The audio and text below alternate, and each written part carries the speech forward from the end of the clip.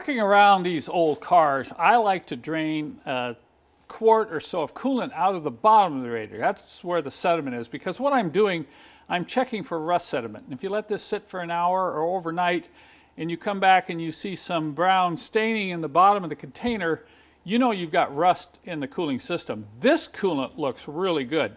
You know, I'm not a fan of green coolant, and I'll probably change it out in the future, but this looks pretty well maintained. Now what I'm going to do is I'm going to use a test strip, and these test strips are really kind of neat because they'll test both coolant and brake fluid. So as soon as we finish the test on the coolant here, I'm going to go over and test the brake fluid in the car, and it looks fairly new too. So what's neat about this test strip is it tests both the freezing and the boiling point, and it tests the acidity in the coolant. So you can see this end says coolant and this end says brake fluid.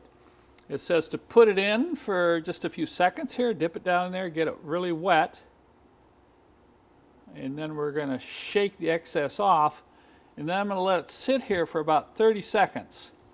And then we'll come back and we're going to compare it. They have this little scale here showing the different colors, and you can easily analyze the condition of your coolant by just using the strip right here. So you can see here both of these squares have changed color. Now the bottom one tests the percent of glycol, and this top one is for acid or pH factor. So we're going to take this and put it in with the scale here, and you can see that we're right about 50%. Dark brown is right at 50%, so that's excellent.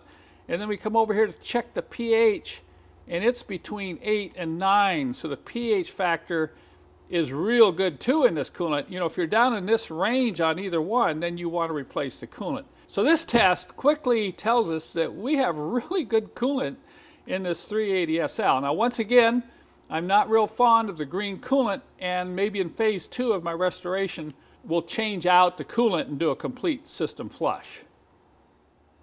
Some of you asked when I posted the video on doing the brake work on my 380SL, a couple of you said, well, why didn't you change the brake fluid? That's really important. I know that's important. It should be changed every 2 years. And a lot of times you don't know how good it is. I'm looking at this brake fluid, it looks brand new. It's very clear. So I decided I wasn't in a hurry to change out or flush this fluid through the system with new fluid.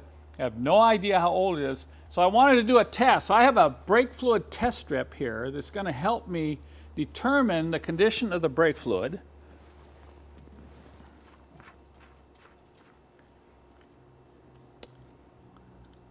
And I'm going to put this test strip down in the brake fluid for just a few seconds. I'm going to shake off the excess. And then I'm going to let it sit here, and then we'll come back and compare it to the chart to see just what the condition of the fluid actually is. The instructions for this particular test strip say to wait 90 seconds and then take the color and compare it. Look at that. I'm going to start out here. This measures the copper, the corrosive level in the brake fluid, and it's a very, very light pink. So we're looking at 10. That's well within the good range, okay? If you got out here into a purple color, that's when you want to replace the brake fluid. So testing your brake fluid can often save you just a needless change of your brake fluid. I know it's recommended every 2 years, but this test will confirm just how bad your brake fluid is. So if you do this test and you've got your brake fluid reading up in here, you need to flush it out immediately. Because of the evidence of recent brake work on Cherry here, I had a good feeling that this brake fluid was okay, and that's why I didn't go through the process of flushing the system when we did that other video. So I'm happy with the condition of the brake fluid right now. You know, I'm going on to the next project, and then maybe this is something I'll do in another year or so, but brake fluid looks okay, brake system's okay, but we're not done yet. There's a few more things we have to do on Cherry before we hit the road.